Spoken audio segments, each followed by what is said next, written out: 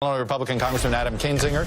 He's a deputy whip for the House Republican Conference, so has a good idea of where things stand. So before I get to foreign policy issues that I want to get with you, help me out here. Where are we on the shutdown aversion talks? Well, let's hope we avert a shutdown. Now, keep in mind, every time, and you've been covering this too. I've been out here. This is my 7th year.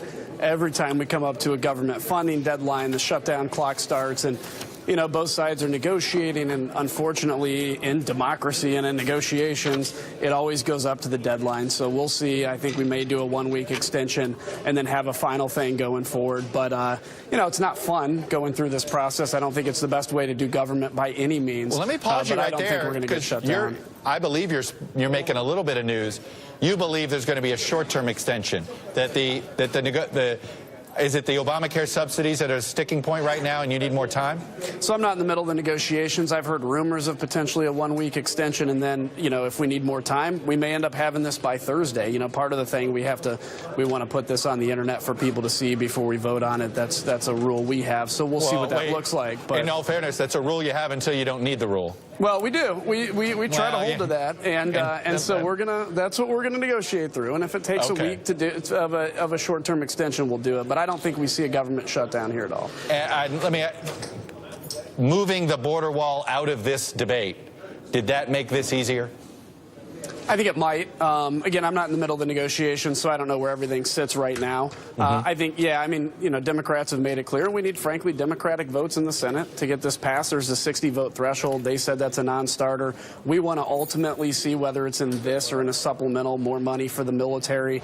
And so we'll negotiate this through, the end of September. And then we're in the process now of figuring out the 2018 stuff, which it just never ends out here. It does. Let me ask you a quick philosophical question for you as an elected official. You probably heard our conversation with my poll. Yeah. You probably are pretty familiar with Bill McIntyre from the Republican side. Let me ask you this.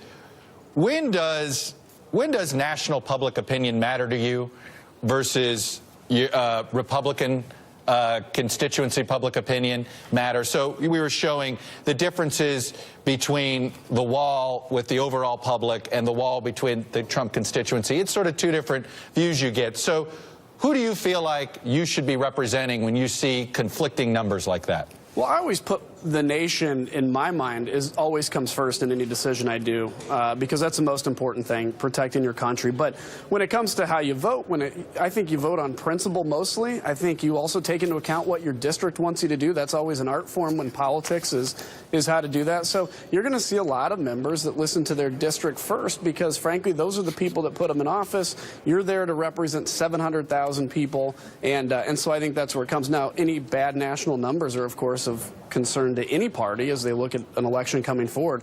But we were sent out here. One of my frustrations with Washington is immediately when we get sworn in, we always are talking about the next election. And there's got to be a moment where we can actually govern before we go back into politics. And that hasn't been the case in so long. Well, I don't know. I mean, how many days a week do you fundraise versus how many days do you legislate? Unfortunately, there's a lot of fundraising that goes on. There's a lot of legislating that goes on, too. But it's a system that, people automatically, right after you're sworn in, they start thinking about what happens in 2 years. And we've got to get away from that. I don't know how to get away from it, except just to come out here and try to do the right thing and let the consequences fall where they may. I know national security is something that you focus a lot of your attention on. I want to ask you about North Korea because the White House is doing an unprecedented all-senators briefing tomorrow at the White House, not doing it in a secure place on Capitol Hill. They're finding a secure place on White House grounds. The president has hinted that they've gotten China to do something they haven't done before. How much cooperation do you think we truly are getting from China right now to deal with this North Korean threat? I think more, but not enough. Look, the Chinese have they take into account, is it better to have a North Korea on our border that's, has a crazy guy in charge, basically, that's a check on South Korea and what they consider a buffer, or not? And that's what we have to do, is change that calculus where the Chinese, and hopefully we can do it in a friendly way, see that actually it's their benefit to engage Kim Jong-un to make sure he does not marry his nuclear missiles, which he already has, by the way, his nuclear warheads, to an ICBM, which now basically puts the United States in the world at threat. So it seems to be a lot more cooperation, but there is a lot more that needs to be done. Bottom line is this: North Korea is right now exactly where we went through a whole nuclear deal to prevent Iran from being, and that's Right. where we see North Korea right now. So it's a very serious situation, and you know, I hope and think the administration, you know, realizes that when the red line comes, hopefully we don't get to that point. Do you view North Korea as a greater sort of threat to American national security than say, what's happening in Syria? I mean, in terms of existential threat, yes, because if they do have an ICBM with a nuclear warhead on it, I mean, that's a direct threat to the United States of America. Syria is not in threat of developing nuclear warheads, but they also have killed 500,000 people, 50,000 children. It's a huge tragedy that's led to destabilization of Europe and everywhere else. That is also a major threat when it comes to, you know, Bashar al-Assad creating the next generation of terrorists, which he's doing right now. Rather than grade, final question, rather than grade the president's first 100 days, what's one lesson you hope he takes away from the first 100 days? I think it's, you know, look, governing's hard. Every word, every tweet you say has an impact. And so hopefully it's, you know, use Twitter. It's a great tool. He has a great following. But anything you tweet has an impact, whether it's on foreign policy or domestic policy. There's been a couple tweets that have burned him, and I think he's probably learned from that. So you're saying think before you tweet? That may be good. That's always a good lesson.